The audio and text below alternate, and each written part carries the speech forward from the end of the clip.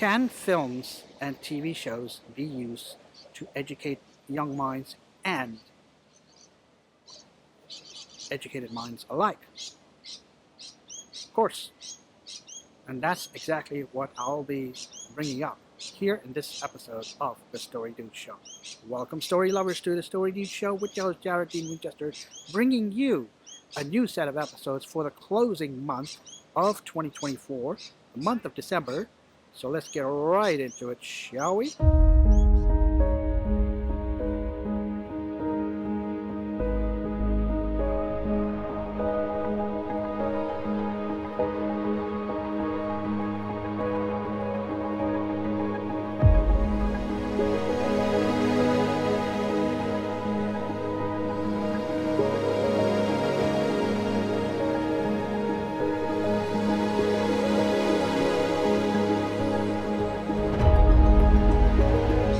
Okay, I'll be the first one to admit that films and TV shows, even though they are make-believe, they are literally make-believe, and I used to, in my past episodes, criticize the critics on the fact, or call out the critics on the fact, that they should not be focusing on the realism aspect of any TV show or film, because it was make-believe. Now, I still strongly believe that. However, sometimes it's warranted. And I say this because there are lessons, a message in a film that really challenges our viewpoint, our, shall we say, our mentality. For example, in the TV show Charmed, there was an episode from, it was titled The Witch is Back. In this episode, the protagonists, the three sister witches, Prue, Piper, and Phoebe, call on their ancestor. They cast a spell to call on their ancestor from the past to defeat an enemy from her time, from that witch's time. Now, we got the first glimpse of, in the show, about what it was like to be living in 17th century Salem with all the witch trials and all that.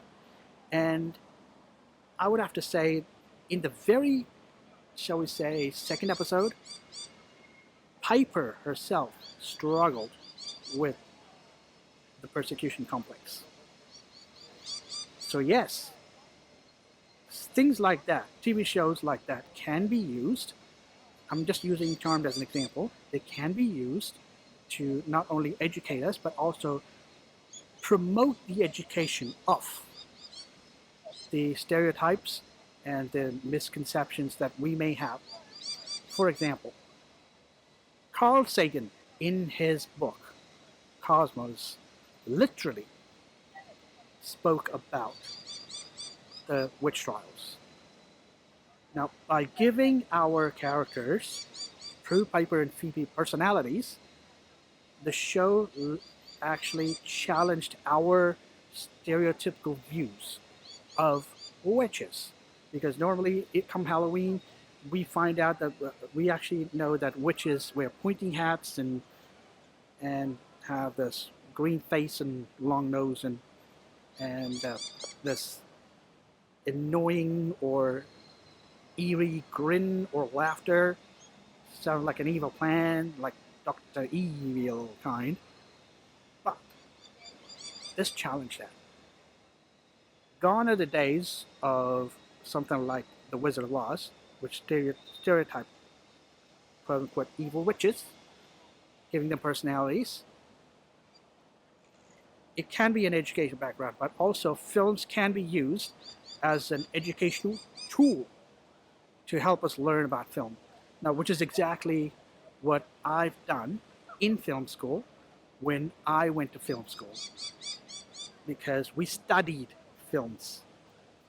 So an educational tool, yes, can be used for educational purposes, can be used to educate us, because films have been used to educate the students in how not to make a film or how to make one, how to make a perfect one.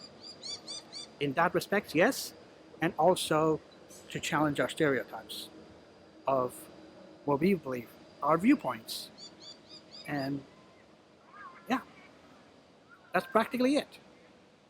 Films and TV shows can be used to not only educate us, but can be used as an educational tool to help us learn. So this is the one exception that can be used as a basis for criticism. The realistic aspect of it can be used as a basis for criticism. One exception. Only exception. So, with that being said, thank you for joining me for this episode of The Story Do Show. Please like, comment, and subscribe. I post anywhere between 2 to 3 episodes per month of this show every single month of the year. Be sure to check them all out. Like, comment, and subscribe again. And until I see you again for the next episode, don't forget to turn that page.